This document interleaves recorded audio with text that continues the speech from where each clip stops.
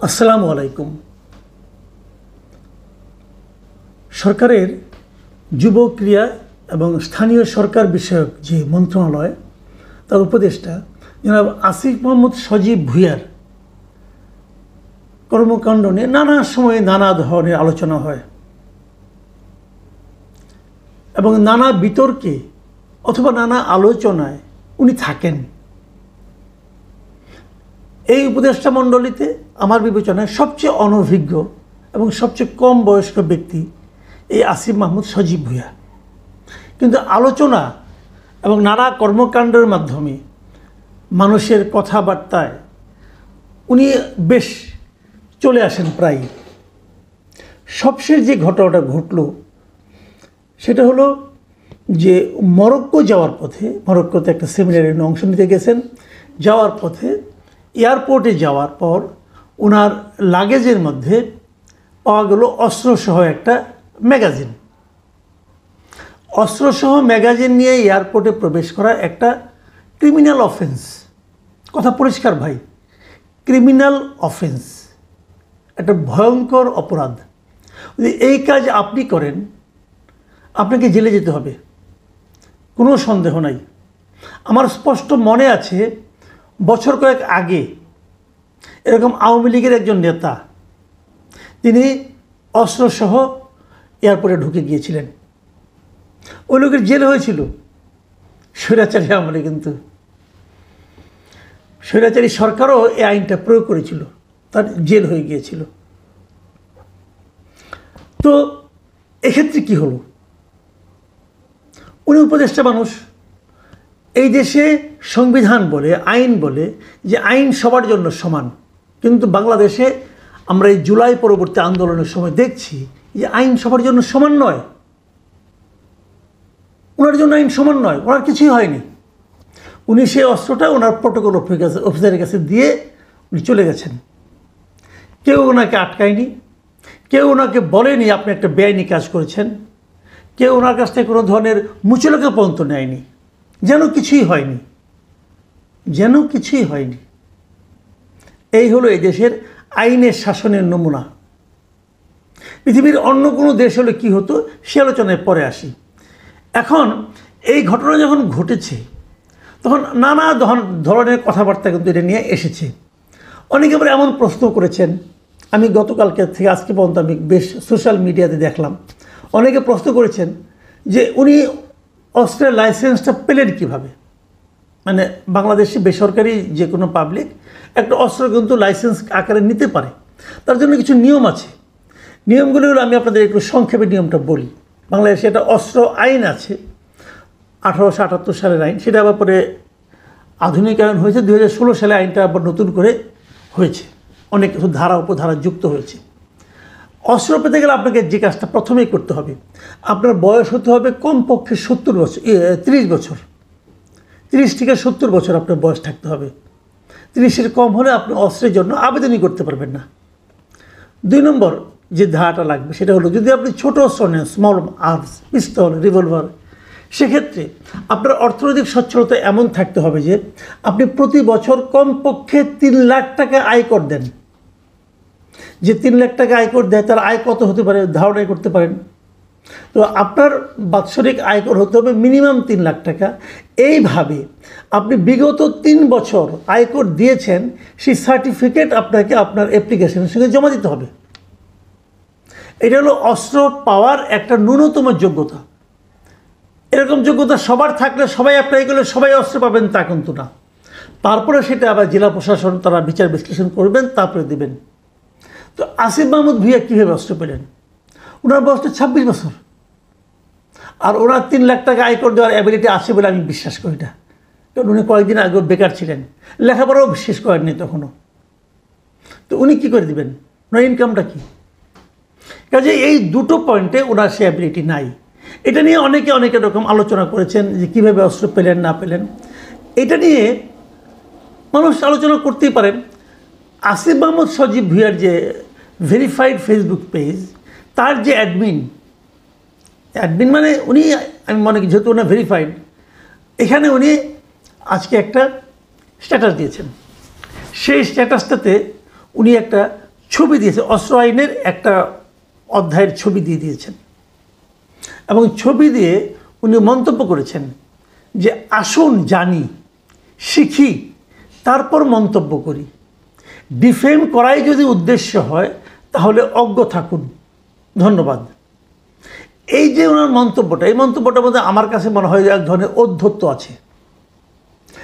মানুষকে আক্রমণ করার এক ধরনের মানসিকতা এখানে কাজ করেছে। তারপর উনি বলতে চেয়েছেন যারা ওনাকে ডিফেম করেছেন তারা সবাই কিছু জানে না, কিছু শেখেনি এবং তারা অজ্ঞ, মূর্খ। উনি হলেন মহাজ্ঞানী। এই মহাজ্ঞানী উপদেশটা জনগণকে এক দফা জ্ঞান দিয়ে দিলেন। হ্যাঁ, উনি কি বলেছেন সেটা আমি ওটা আপনাদেরকে একটু ধারণা দিতে চাই আমি, যে আসলে একটা আইন আছে। আইনটা কি? এই অস্ত্র আইনের 32 নম্বর ধারায় বলা হয়েছে বিশেষ প্রাধিকার।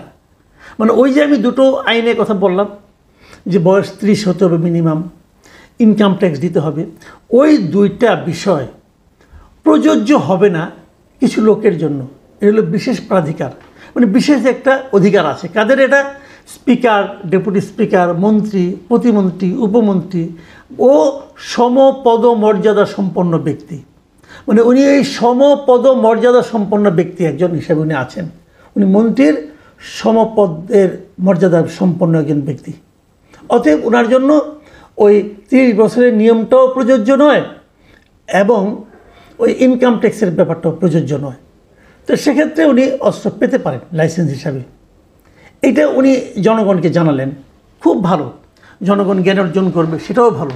কিন্তু আসিফ মাহমুদ সাহেব, আপনাকে আমি একটা কথা বলি, আপনি যখন জনগণকে জ্ঞান অর্জন করতে দিলেন তখন জনগণ কিন্তু আপনি যতটুকু দেখাবেন ততটুকু পরেই থেমে যাবে না, তারা আরও একটু পড়তে চাইবে। যেমন আমি নিজে অস্ত্র আইনটা জানতাম না, আমার জানার কোনো প্রয়োজন পড়ে নাই। আমি কখনো ভাবিনি যে আমি অস্ত্র নিব, আর যদি ভাবতামও আমি নিতে পারতাম না। আমি প্রতি বছর 3 লাখ টাকা আয়কর দিতে পারি না, আমার এত ইনকাম না, কাজে আমি পারতাম না। আমি তো মন্ত্রীও না, কাজে ওটাও আমি বিশেষ প্রাধিকারও আমি পেতাম না। তো আপনি বলাতে আমি এটা পড়েছি। 32-এর পরে হয় 33 নম্বর ধারার 33-এর খ, সেখানে কি বলা হয়েছে? জনাব আসিফ মাহমুদ, এটা কি আপনি জানেন? এটা কি পড়েছেন? এটা কি শিখেছেন? আপনাকে আমি একটু শেখাই কি আছে ওখানে। 33-এর খতে বলা হয়েছে বিদেশে অবস্থানকালীন সময়ে লাইসেন্সকৃত অস্ত্র সংশ্লিষ্ট জেলা মালখানা থানা সেফ কিপিং লাইসেন্স প্রাপ্ত প্রতিষ্ঠানে জমা রাখতে হবে। আপনি কি এখন বিদেশ যাচ্ছেন মরক্কোতে, আপনি কি আপনার অস্ত্রটা এই যেখানে রাখতে বলা হয়েছে রেখেছেন? রাখেননি। আমি কী করে বুঝলাম? দেখুন, আপনি যে বলেছেন, আপনার যে নিউজটা ছাপা হয়েছে সেখানে আপনি স্পষ্ট বলেছেন যে প্যাকিং করার সময় অস্ত্রসহ একটি ম্যাগাজিন বাসায় রেখে এলেও ভুলবশত আরেকটি ম্যাগাজিন ব্যাগে থেকে যায়। এই কথাটা কিন্তু আপনি লিখেছেন, যেটা স্ক্যান করার পর আমার প্রোটোকল অফিসারের কাছে হস্তান্তর করে আসি।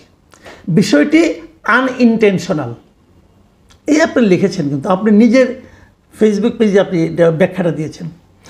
প্রশ্নটা হলো, আপনি অস্ত্রটা বাসায় রেখে এসেছেন কেন? আপনি তো বাসায় অস্ত্র রেখে আসতে পারেন না। 33-এর খবর অনুযায়ী আপনি পারেন না। আপনি অস্ত্র নিয়েছেন, অস্ত্র সংক্রান্ত আইন জানবেন না? আপনি তো অস্ত্র রাখার যোগ্যতাই নেই আপনার। আপনি তো ওটা অন্যায় করেছেন, ক্রিমিনাল অফেন্স। এটা একটা ক্রিমিনাল অফেন্স আপনি করেছেন। কেন রেখে আসছেন বাসায়? অস্ত্র এমন একটা জিনিস, আপনি অস্ত্রের কোনো একটা পার্ট কারো হাতে হস্তান্তর করতে পারবেন না। এটা আপনার ব্যক্তিগত, আপনার বাবাকে দিতে পারবেন না, আপনার মাকেও দিতে পারবেন না। এটা কি আপনি জানেন? আপনি তো জ্ঞান অর্জন করার জন্য জনগণকে মাঠে নামাই দিলেন। জনগণ কিন্তু মাঠে নেমে গেছে। আমার মতো লোক যখন নামছে, অনেক লোকে নামছে। তো জ্ঞান অর্জন করতে পারলাম যে আপনি একটা ক্রিমিনাল অফেন্স করছেন। তারপর আপনি কী করছেন? আপনি যে ম্যাগাজিনটা আপনার কাছে ধরা পড়েছে সেটা আপনি আপনার প্রোটোকল অফিসারকে দিয়ে দিয়েছেন। আপনি ওই ম্যাগাজিনটা আপনার প্রোটোকল অফিসারের কাছেও দিতে পারেন না। আপনাকে জমা দিতে হবে আপনার নিকটবর্তী থানায়। আপনি প্রোটোকল অফিসার যে ওখান থেকে নিয়ে বেরিয়ে গেল, তাকে তো যে কোনো সময় অ্যারেস্ট করতে পারে পুলিশ, যে তুমি এটা পেলে কোথায়?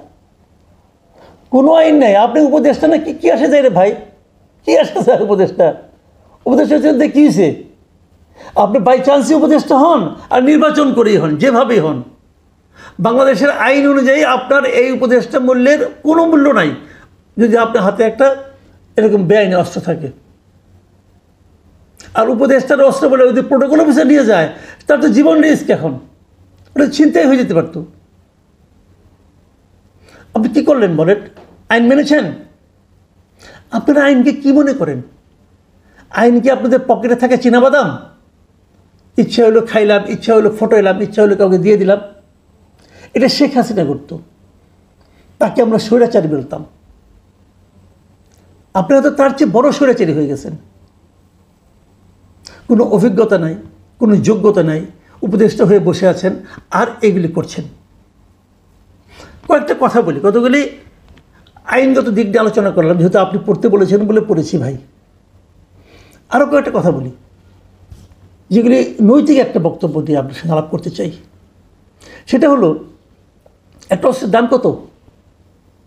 আমি যতটুকু জেনেছি, একটা আপনার বোধহয় খুব সম্ভবত স্মল আর্মস, যতটুকু আমরা বুঝতে পেরেছি, পিস্তল অথবা রিভলভার কিছু একটা হবে। অ্যাভারেজ দাম হলো 2 থেকে 2.5 লাখ টাকা। দামি, আরও দামি আছে। আপনি 2 থেকে 2.5 লাখ টাকা পেলেন কোথায়? আপনি কী এমন সম্পদ আছে? আপনি জমিদারের পুত্র নন, এটা আমরা জানি। আপনার বাবা যে স্কুল শিক্ষক, এটাও আমরা জানি। আপনি কোথায় পেলেন? আপনি কয় টাকা বেতন পান? আপনার মান্থলি ইনকাম কত টাকা বলেন? আপনি আমাকে বুঝান। আপনি আর কি করেন চাকরির বাইরে? টিউশনি করেন? তা তো আর করতে পারবেন না। উপদেষ্টার পদে টিউশনি করতে পারবেন না। আপনার বৈধ ইনকাম কত বলেন? এই বৈধ ইনকাম দিয়ে আপনি 2.5 লাখ টাকা খরচ করে কিনতে পারেন। একটা গুলির দাম 5,000 টাকা, আমি খবর নিয়েছি। রিভলভারে একটা গুলির দাম 5,000 টাকা। 2 ম্যাগাজিন ভর্তি গুলি। আপনি কোথায় পেলেন টাকাটা? আপনাকে আপনার বন্ধুবান্ধব দিয়েছে? হ্যাঁ, আমরা জেনেতাম যে মন্ত্রী হলে পরে বন্ধুবান্ধবরা অনেক কিছু দেয়। ওবায়দুল কাদেরকে অনেক কিছু দিত। তো আপনি কি সেরকম মন্ত্রী হয়েছেন? এই মন্ত্রিত্ব করার জন্য আপনাকে পাঠানো হয়েছে?